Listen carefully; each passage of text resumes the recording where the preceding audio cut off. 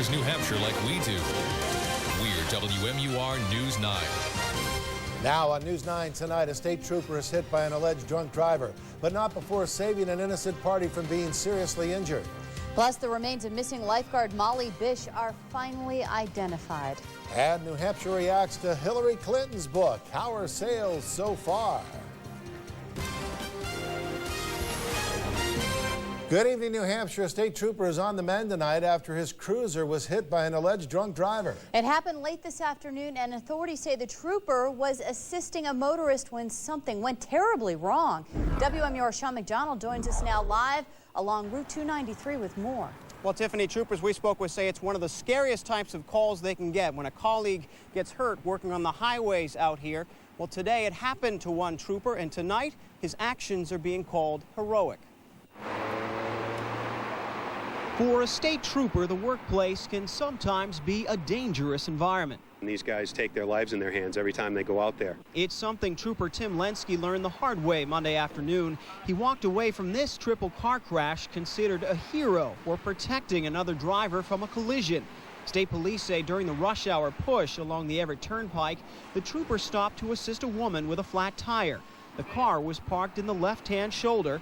As he sat in the cruiser calling for assistance, he noticed this vehicle driving erratically in his rearview mirror. He saw this car jump out of the high-speed travel lane into the breakdown lane. The SUV was barreling down on a collision path.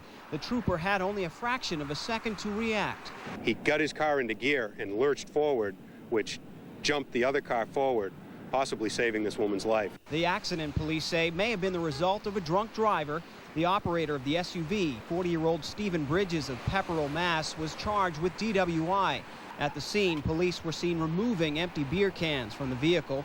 It's the second time in 3 days an alleged drunk driver slammed into a cruiser and injured an officer on duty. This Manchester police car was struck by a driver on Saturday. At the time, the officer was administering a sobriety test to another driver. There were no major injuries, but like the Monday accident, it was a reminder of how risky the job can be. The two drivers involved in that accident today were taken to the hospital with non-life-threatening injuries. The trooper was taken to the hospital as well and treated and released for minor injuries. Ironically, we're told he had just come back from a relaxing vacation. In Manchester, I'm Sean McDonald, WMUR News 9. The three inmates who escaped from the state prison in Concord were arraigned this morning. All three men were serving lengthy sentences for serious felonies when they escaped on Wednesday morning. Kevin Gill serving a sentence for second-degree murder. Philip Dick was in prison for an attempted murder charge, and Christopher McNeil was serving time for weapons charges. The three were arraigned by video, wearing handcuffs and waist restraints. They cut through two fences and were arrested about 30 hours after they left the prison at a campground in Plymouth, Massachusetts. Preliminary hearings on the evidence against them scheduled now for next week. In the Daniel Littlefield trial today, eyewitness testimony took center stage. Littlefield is charged with negligent homicide in the boating accident on Lake Winnipesaukee last summer that killed John Hartman. Prosecutors called one of Littlefield's passengers to the witness stand, and she told the jury that she spent the day with the Littlefields and had several drinks. And it was after 9 o'clock when they got into the Baja to travel back to Weirs Beach. She described the collision with the Hartman's boat as a quick bump and said she never realized they had hit another boat, but did see one leaving the area soon after they crashed. When I saw the boat leaving, and then I assumed to myself that maybe because they had bumped up against us, and maybe they were doing something and they had left. And then I thought to myself, maybe they were drinking or something going on in the boat, and that's probably why they had just left. In cross-examination, she told the jury Littlefield was not impaired when he drove out on the lake that night. A Concord man will remain behind bars after the state Supreme Court today upheld his murder conviction. The court says the evidence against Dwayne Thompson was so convincing a possible error in DNA testing wouldn't affect the verdict. Thompson was sentenced to life in prison last year for the death of his longtime roommate, Robert Preventure. Although his lawyer wanted the state's DNA tests on blood-stained clothing thrown out, the trial court refused, and the results were used to help convict Thompson. Molly Bish's parents say they expected the announcement that was made late today. The human remains found in the woods of Palmer, Massachusetts do belong to the missing teenager. Gene Mackin has more now on how science could help investigators track Molly's killer. It was an announcement that even for seasoned investigators was difficult to make. I have to tell you today we have identified Molly's remains. Colonel Foley and myself have just come back from notifying the Bishes. And we thought that that should be our first duty. The human remains found in a wooded area of Palmer, Massachusetts were positively identified through dental records as those of missing 16-year-old Molly Bish. 3 years ago this month, she vanished from her lifeguard job at a pond just 5 miles from where her remains were found. That leads investigators to suspect a local predator took Molly's life. We have suspects. We have evidence. We have 11 people that failed a lie detector test. While there were no obvious marks on the nearly 24 bones collected, former FBI special agent and New Hampshire resident Christopher Whitcomb says today's advanced crime labs can help determine the cause of death. If, for example, she were shot, it may mark a bone. If she were stabbed or cut, that may mark a bone. So they have some potential there. It's conceivable that they could find toxicology evidence that would give them an indication of death. Whitcomb also says pinpointing a crime scene and a time frame helps investigators jog memories in the neighborhood. When crime scene investigators actually get a location with a body, they can get a whole new handle on an investigation. I think people should be very optimistic. This may very well lead to new information and help resolve this case.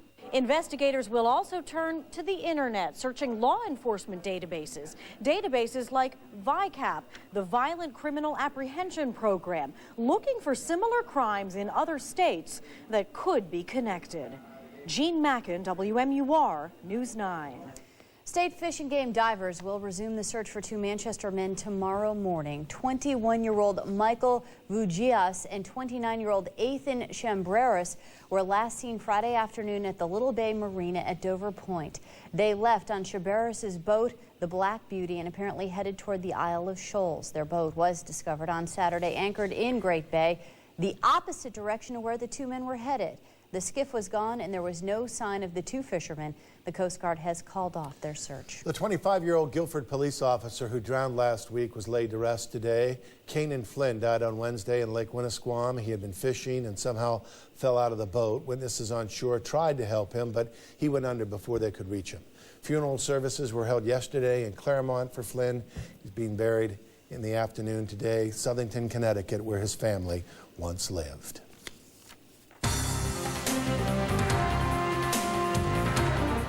And checking news around the nation tonight, a little 9-year-old girl is back in the safety of her family after a terrifying ordeal. She was found after being kidnapped on Friday, a crime witnessed not only by the mother and brother who tried to fight off her abductor, but also by another watchful eye, an electronic one, all of which helped put the suspect tonight in police custody. This story now from correspondent Dan Lothian. Tears run down Rosalie Tamayo's swollen face, the mother injured trying to fight off her daughter's kidnapper, relieved that her 3-day nightmare is over, and that a suspect, David Montiel Cruz, is behind bars.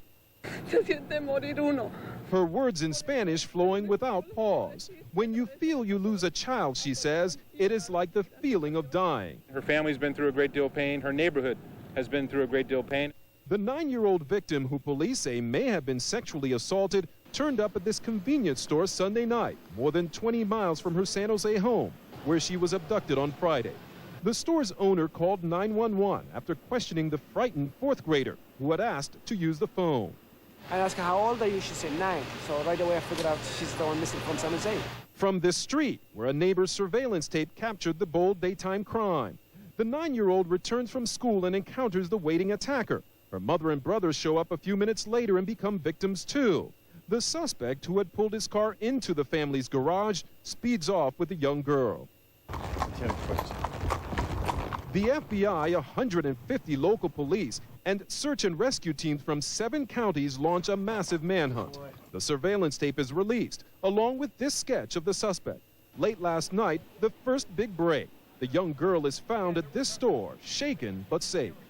I have never seen such a courageous little girl. Early this morning, a few blocks from the crime scene, police arrest the suspect and find crucial evidence. The physical injuries that he has on his person match the circumstances of this situation. The 9-year-old's mother is now warning other parents to be more vigilant so they won't ever have to walk in her shoes. That was Dan Lothian reporting. Other news around the country tonight. A coroner says 2 newborn twin boys found in a trash bin near Chicago were asphyxiated. Their deaths have been ruled homicides by the Cook County Medical Examiner's Office. The boys' bodies were found by a garbage collector on Friday morning in Stickney Township, southwest of Chicago. A sheriff's spokeswoman says the boys were white fraternal twins who had been full term. Authorities say their investigation now continues. A pond in Frederick, Maryland, once again taken center stage in the investigation into the 2001 anthrax attacks. The FBI has started draining that pond, looking for evidence in the mail attacks that left 5 people dead. The Bureau reportedly thinks somebody could have handled the anthrax underwater to avoid contamination. Some investigators say that theory came about because of Stephen Hatfill, a former Army lab worker who has been labeled a person of interest. At least 5 people drowned and dozens more needed to be rescued from the waters off of Florida's Panhandle. And that's after 2 days of stormy weather churning up dangerous surf. A sheriff's captain in Walton County says he'd never seen a day like it. And a helicopter flew along the beach and tried to warn people to stay out of the water. Red flags caution swimmers about the dangerous conditions. Well, so far so good. That's the word from police up in the Lakes region tonight as Motorcycle Week moves into high gear. All weekend long, riders steadily rolling into the weirs in the surrounding area of Laconia. Officials say the opening weekend of the event went smoothly and say that as many as 15,000 people are in town so far. More than 300,000 are expected by this weekend. Hopefully the weather will be good. Let's keep our fingers crossed. Don't go away. Straight ahead on News 9 tonight at 11. Could plans for Manchester's baseball park be in jeopardy? We'll tell you what's being done now to keep the idea moving ahead. Plus, our book hit store shelves today. How Hillary's being received here in New Hampshire. Find out coming up next. And a local weather, a few scattered showers out there tonight, but finally the sun back in full force tomorrow. Full forecast coming up. Coming up tomorrow night on New Hampshire Chronicle. It's the sign that summer's made it. The Mount Washington used to advertise this as being the Switzerland of America. We're cruising the Big Lake on the MS Mount Washington. The Atkinson Academy is one of the most historically important schools in America. I'll tell you the story. Don't miss New Hampshire Chronicle tomorrow night at 7:30.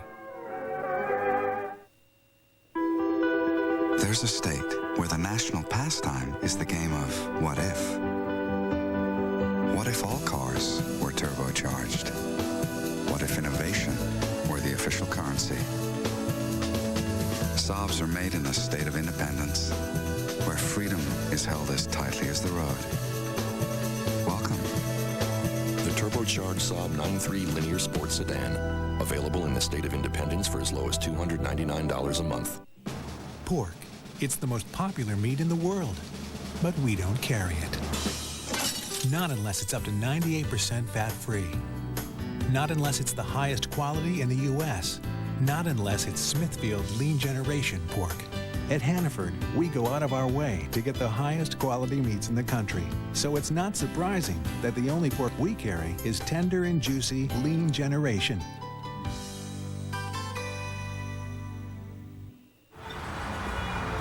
It's the bottom of the ninth, 4-3, 2 on, 2 out, with the entire season in the balance. There's no reason to hold anything back now. It all comes down to this. Just hang in there. Games don't come any bigger, and this one is going right down to the wire. The pitch. Go. He got a hold of it. It's gone! The Hyundai Sonata with America's best warranty. 10 years, 100,000 miles. When you don't miss a thing, you win. You think about the philosophy that cars are driven by people. How everything you do, therefore, is and always will be about safety. You think about that. Then you build not just the safest car you can, but a whole family of them. The 2004 Volvos. It's National Safety Month, a great time to introduce our family to you during the Volvo June for Safety, June for Saving event at your Volvo retailer now.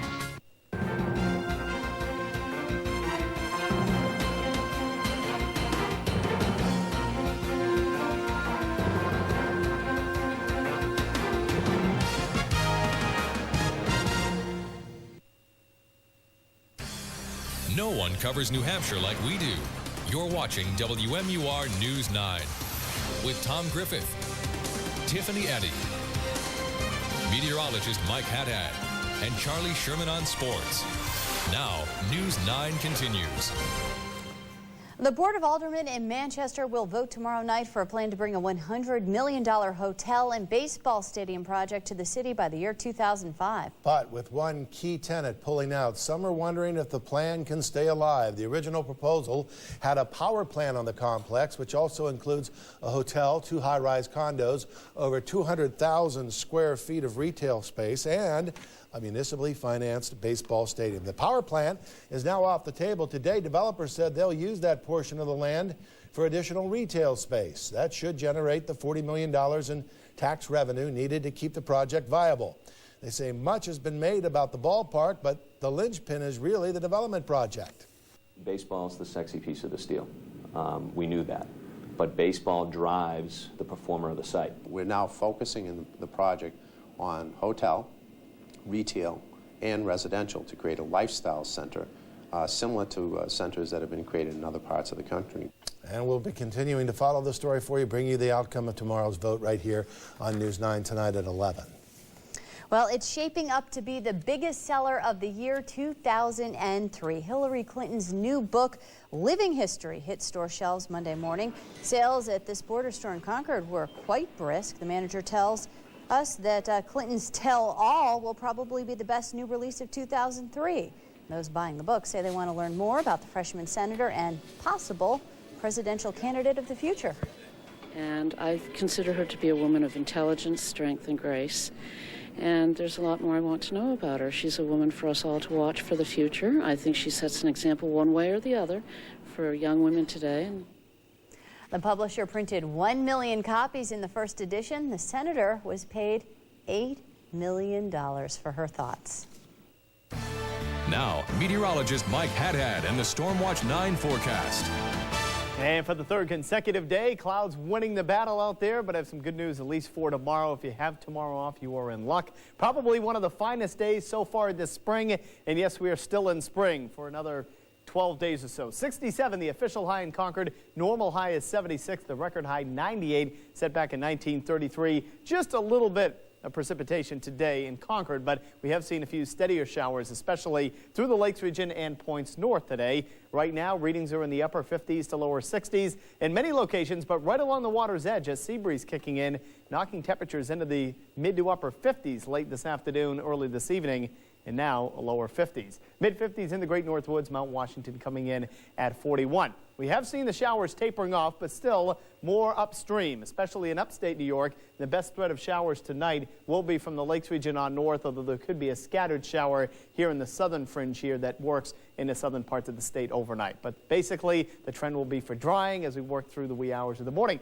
Another system already on the map, nosing through the plain states. Some severe weather from the Dakotas all the way down the eastern slopes of the Rockies tonight. Severe thunderstorm and tornado watches up even at this hour.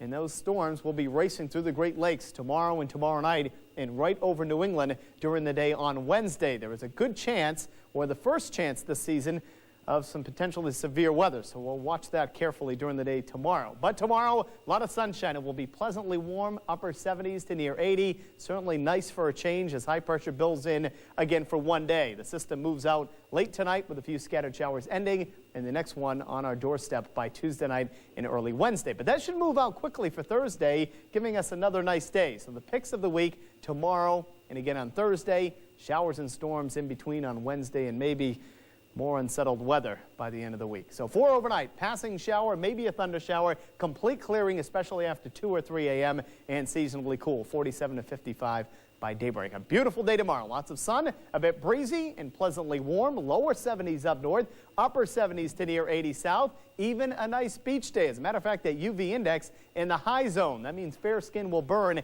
in about 20 to 25 minutes.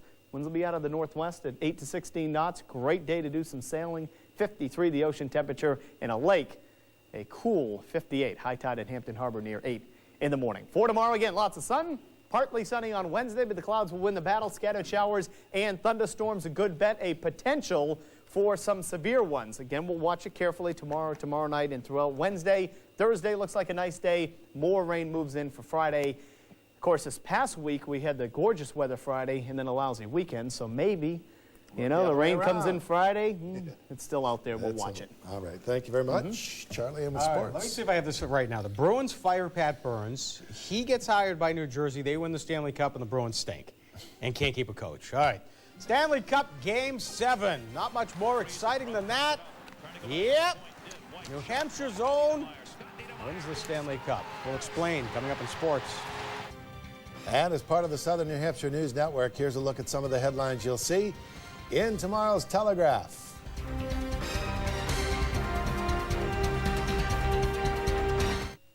Jeep vehicles have proven themselves by winning more awards than any other brand of 4x4. Now let us prove they're the best values in America. During the Jeep Summer Sales Drive, where you'll get great deals on Jeep vehicles. Like Wrangler Rubicon, the most capable Jeep vehicle ever. And Liberty, the best-selling vehicle in its class. Get 0% financing for 60 months or big cash allowances. Plus a 7-year, 70,000-mile powertrain limited warranty on every one, including Grand Cherokee. Let us prove we've got the best values in America. Hurry to your Jeep dealer today.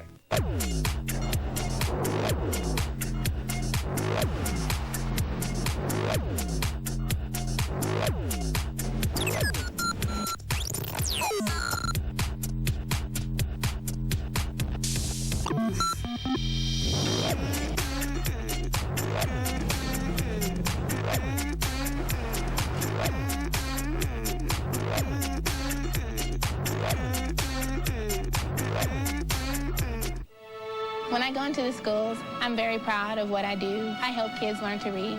We did a walkathon for juvenile diabetes. I help feed the homeless in a soup kitchen every Saturday. That's Wmur Good Works. It's giving, it's helping, it's doing, it's giving back to the community. I love to see their faces just light up. Just knowing that you've helped that one person. That I come home and I have a smile on my face, that's my day. I'm very proud to be a Wmur associate. We live here too, and we believe good works. You want the best values in America? Well, they're here now at the Dodge Summer Sales Drive. Where you'll find our best products. Like the powerful Ram 1500 with an available 5.7-liter Hemi. And our best deals. Get a $2,500 cash allowance or 0% APR financing for up to 60 months on Ram. All with Dodge's 7-year, 70,000-mile powertrain limited warranty. Let us prove we got the best values in America. Hurry to your Dodge dealer today.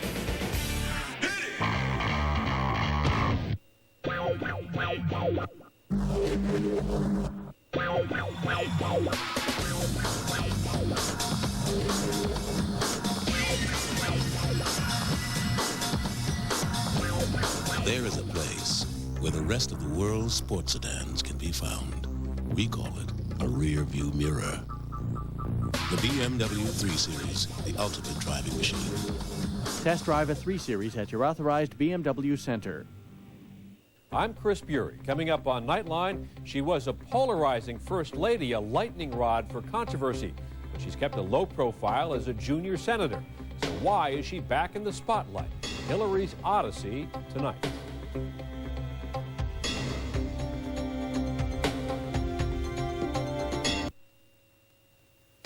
Now, Charlie Sherman and News 9 Sports.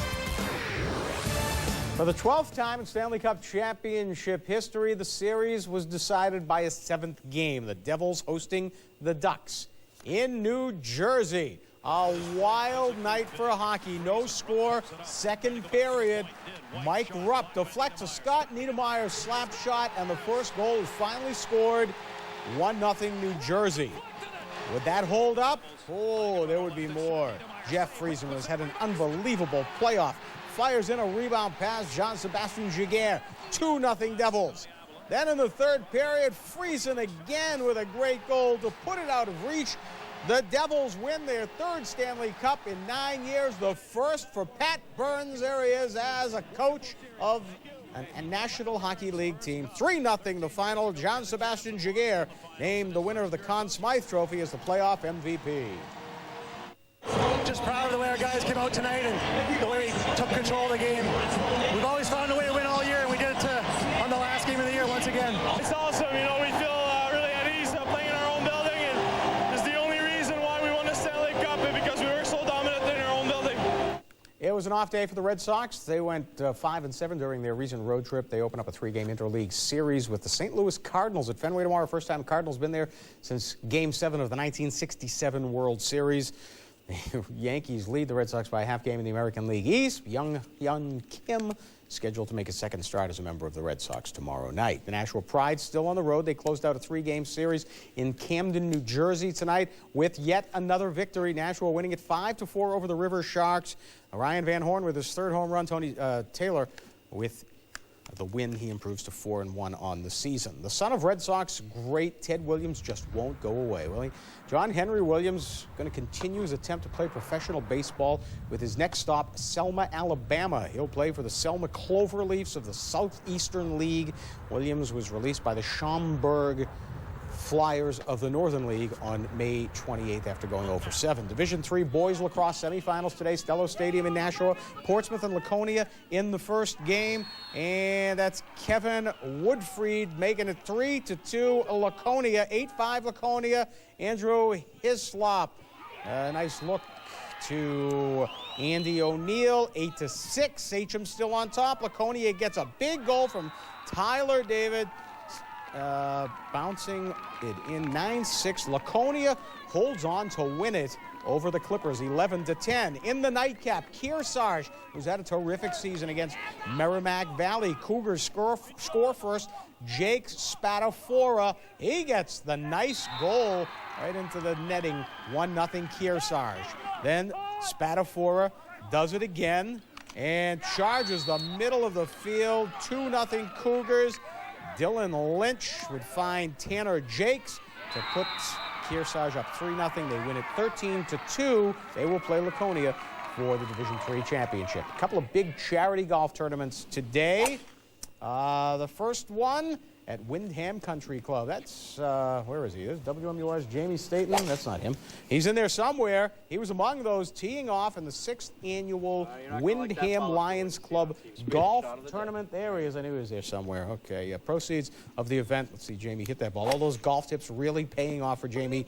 Proceeds of the event benefit Camp Pride, and watch out there, and other Lions Club projects. Many of the Bruins' all-time greats were among the 24 celebrities taking part in the 10th annual Rick Middleton Charity Golf Tournament.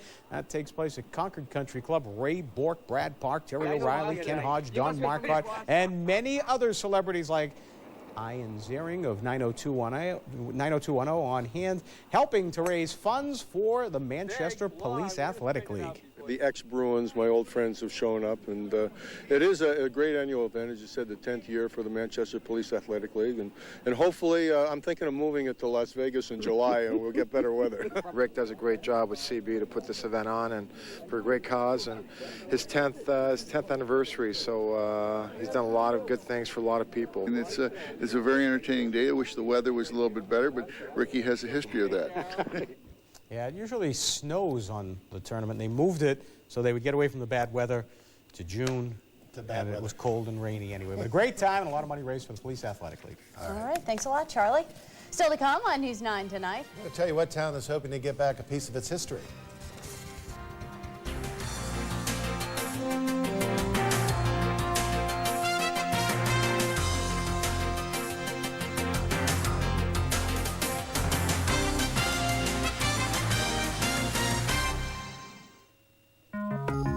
You think about the philosophy that cars are driven by people, how everything you do, therefore, is and always will be about safety.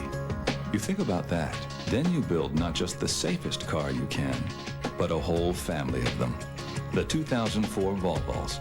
It's National Safety Month, a great time to introduce our family to you during the Volvo June for Safety, June for Saving event at your Volvo retailer now. No, I will be there. I will be there on time. Suddenly find yourself behind schedule? Save time with McDonald's drive-thru and an Egg McMuffin, America's favorite breakfast sandwich. Try it in an extra value meal. When your morning is hard, McDonald's makes it easier. Nobody likes getting up extra early, but McDonald's can help because now we're open at 6 a.m. or earlier with all kinds of delicious breakfasts that'll get your day started right. When your early morning is hard, McDonald's makes it easier. At Tracy Bank Sub, we deliver satisfaction one service customer at a time. Factory-trained technicians will service your Saab using state-of-the-art technology and genuine Saab parts. We'll hand wash your Saab just to say thanks. Ask about our free Saab service loaner program. I'm Tracy Banks. We want you to be absolutely satisfied with our service. That's the Banks family tradition since 1957. Delivering satisfaction. Tracy Banks Saab, 54 Manchester Street, Concord, New Hampshire. 1-800-NEW-SAAB. It's not just about planning. It's about living. It's about offices nearby, where long-term relationships outweigh short-term gains. At Edward Jones, it's never just about investing. It's about knowing you and your dreams. My every hope, my life, my world, it all begins with a dream. Edward Jones, investing in you and your dreams. Presenting the Lincoln Mercury SUVs. They're powerful, innovative, and like Lincoln Navigator, winning. The Boston Globe named Navigator Best in Class full-size SUV. Adding the Navigator's beautiful interior alone should give the European manufacturers pause. Now get 0% APR financing for 60 months, or choose cash back up to $3,750 on Mountaineer, $3,000 on Navigator and Aviator. See your New England Lincoln Mercury dealer today.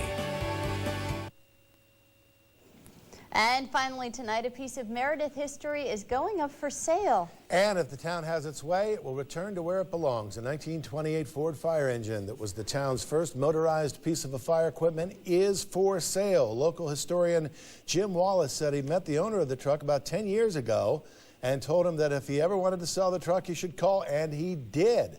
The truck is expected to sell for about $25,000, and local officials hope to raise enough money to buy the old antique, put it back in the engine house, and maybe run it out to a fire now and then, huh? Well, at least bring it out for a parade. Yeah, that's right. That's going to do it for this edition of News 9 tonight at 11 o'clock. We hope you can stay tuned for Nightline coming up next. Have a great night, everyone. Good night.